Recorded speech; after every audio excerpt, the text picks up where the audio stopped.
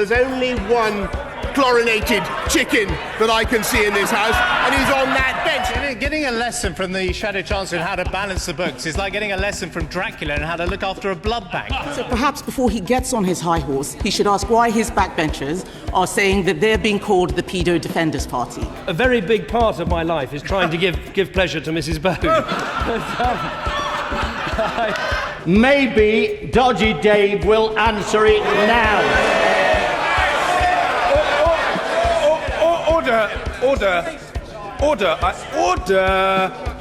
Order.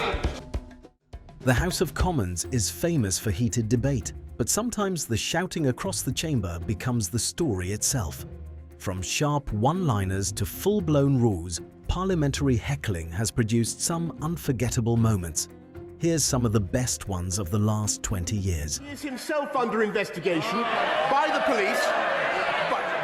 police, Mr. Speaker, and yet, I'm not going to mince my words, I've got to say this, Sabir Korma, Mr. Speaker, is currently failing to hold himself to the same high standards that he demanded of me.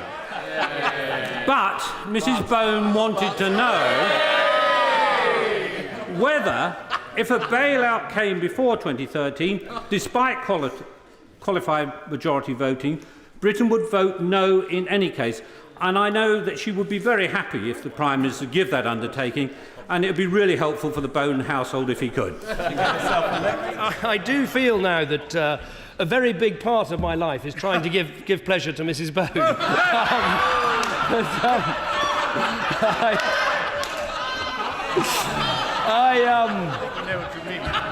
I feel on this occasion I can only go so far. Even Prime Ministers have been caught up in the chaos with remarks that leave the chamber erupting in laughter.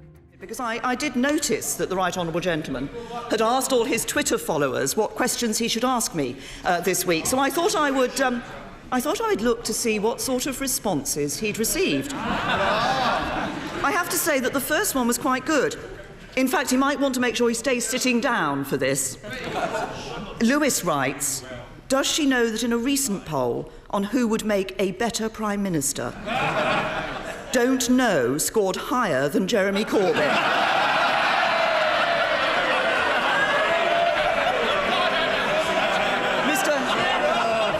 Mr. Speaker, what we do know is that whoever wins the Labour Party leadership, we're not going to let them anywhere near power again. Sometimes political rivalries in the Commons often turn into sharp personal exchanges. And isn't this economic failure the reason why the Chancellor will now not balance the books in 2015 and why tomorrow he is coming back to this House to ask for more cuts to public services because he's unfair, out of touch and now revealed as totally incompetent? Getting a lesson from the Shadow Chancellor on how to balance the books is like getting a lesson from Dracula on how to look after a blood bank. I mean, it really is a most extraordinary situation he finds himself in. IMF have told him to change course. The Economist newspaper has told him to change course. The Mayor of London has told him to change course. The Business Secretary and the Home Secretary have all cast doubt on his plan. But yesterday, we just got more of the same. And how did he describe the budget? A steady as she goes budget. Steady as she goes? What kind of ship does he think he's on? The Titanic? The Mary Celeste? There were some welcome measures. We have consistently called for a tax break for small firms taking on extra workers. The government is now set to introduce a similar scheme 3 years after the Shadow Business Secretary and I urged it. But that's a welcome step forward. I have to say, the Chancellor has finally come onto Twitter 5 years after me.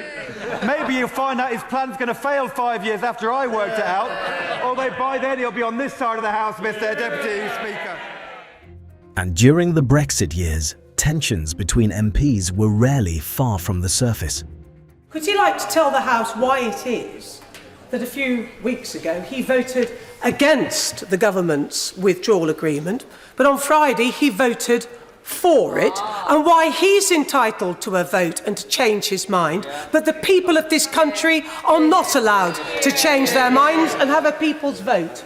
I'm deeply grateful to the Right Honourable Lady for intervening. It is much appreciated because it allows me to point out to her that the Right Honourable Lady, the foremost campaigner for a second referendum, the Right Honourable Lady who favours votes at every opportunity, except when, having stood as a Conservative, she does not offer herself to her constituents, to them to decide whether they wish to have somebody who has turned their coat as their Member of Parliament.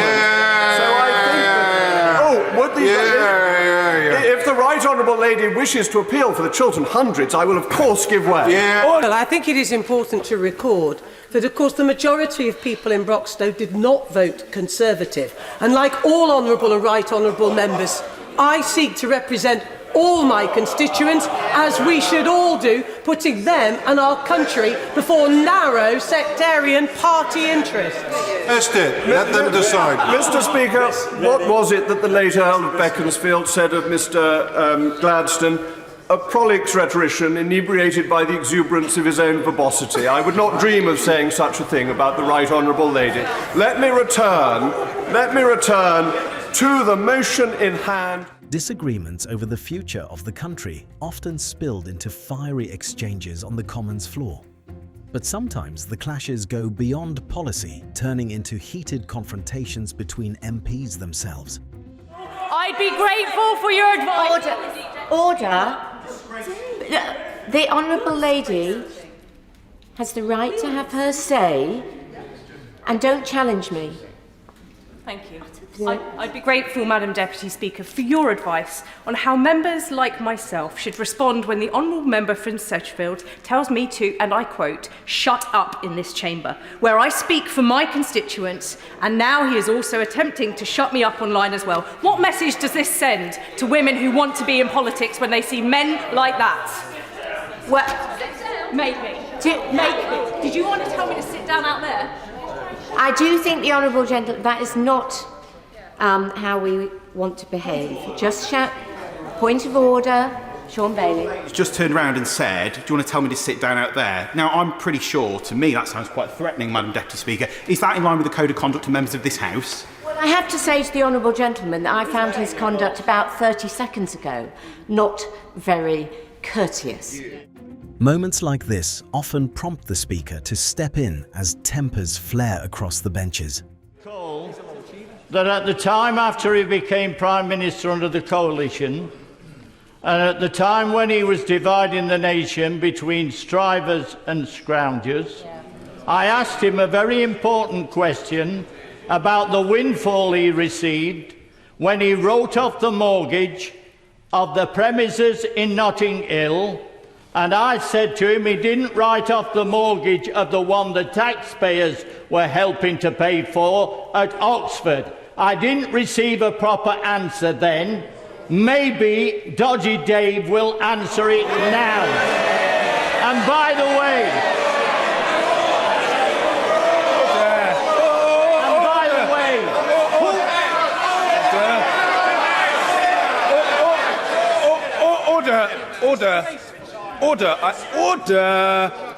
Order.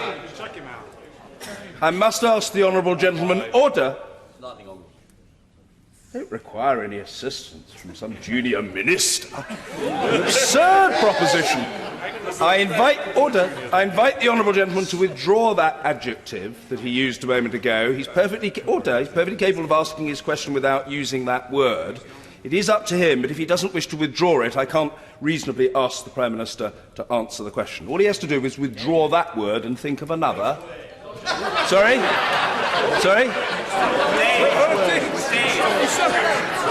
I think he knows the word beginning with D and ending in Y that he inappropriately used. Davy. Withdraw. Yeah, I know what you're talking about. Very simple. Withdraw. This man has done more to divide this nation than anybody else. He's looked after his own pocket. I still refer to him as Dodgy Dave. Do what you like.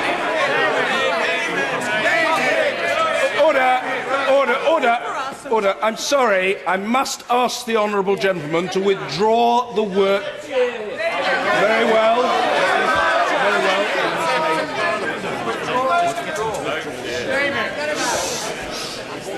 Under the power given to me by Standing Order number 43, I order the honourable member to withdraw immediately from the House for the remainder of this day's sitting. He's used to this.